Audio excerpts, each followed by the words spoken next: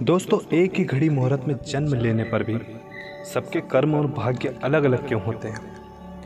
क्या आपने कभी ऐसा सोचा है? क्या आपको इस प्रश्न का उत्तर मिला है? जी हाँ दोस्तों, आज की कहानी भी इसी सवाल पर आधारित है।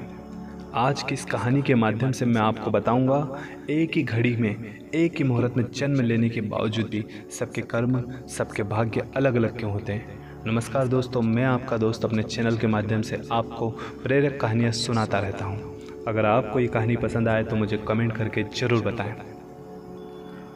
एक बार एक राजा ने विद्वान ज्योतिषियों की एक सभा बुलाकर प्रश्न किया। मेरी जन्म पत्रिका के अनुसार मेरा राजा बनने का योग था। मैं राजा बना, किंतु उसी घड़ी मुहूर्त में अनेक जातकों ने जन्म लिया होगा जो राजा नहीं बन सके। ऐसा क्यों? इसका क्या कारण है? राजा के प्रश्न से सभी निरुत्तर हो गए। अचानक एक वृद्ध महात्मा खड़े हुए और बोले, महाराज, आपको यहाँ से कुछ दूर घने जंगल में एक महात्मा मिलेंगे, उनसे आपको उत्तर मिल सकता। राजा ने घोर जंगल में जाकर देखा कि एक महात्मा आग के ढेर के पास बैठकर अंगार खाने में व्यस्त थे। राजा ने महात्मा से जैसे ही प्रश्न पूछा, महात्मा ने क्रोधित होकर कहा, तेरे प्रश्न का उत्तर आगे पहाड़ियों के बीच एक और महात्मा है, वो दे सकते हैं।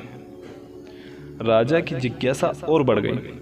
पहाड़ी मार्ग पार कर बड़ी कठिनाइयों से राजा दूसरे महात्मा के पास पहुंचा।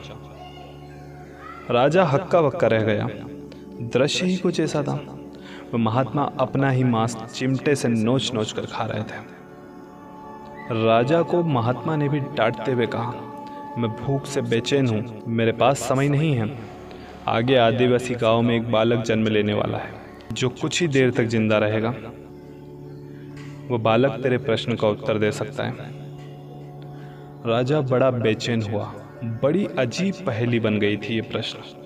उत्सुकता प्रबल थी। राजा पुनः कठिन मार्ग पार करके उस गांव पहुंचा।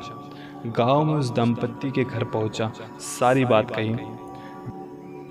जैसे ही बच्चा पैदा हुआ, दाम्पत्य ने नाल सहित बालक राजा के सम्मुख उपस्थित किया। राजा को देखते ही बालक हंसते हुए बोलने लगा, राजन, मेरे पास भी समय नहीं है, किंतु अपना उत्तर सुन लो। तुम, मैं और दोनों महात्मा 7 साल पहले चारों भाई राजकुमार थे। एक बार शिकार खेलते खेलते हम जंगल में 3 दिन तक भूखे प्यासे भटकते रहे। अचानक हम चारों भाइयों को आटे की एक पोटली मिली। हमने उसकी 4 बाटियां सेकी। अपनी अपनी बाटी लेकर खाने ही बैठे थे कि भूख और प्यास से तड़पते हुए एक महात्मा वहां पहुंच गए।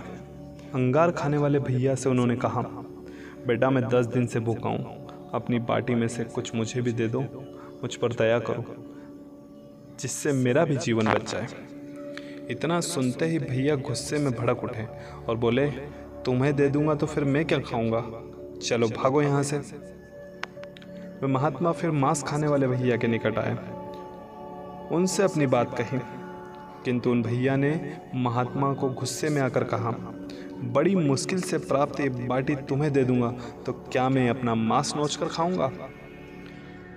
भूख से लाचार वो महात्मा मेरे पास भी आए, मुझसे भी बाटी मांगी, किंतु मैंने भी भूख में धैर्य खोकर कह दिया, चले जाओ, आगे बढ़ो, क्या मैं भूखा मरूं? अंतिम आशा लिए वो महात्मा, हे राजन, आपके पास भी आए थे, दया की, याचना की। दया करते हुए खुशी से आपने अपनी बाटी में से आधी बाटी आदर सहित उन महात्मा को दे दी।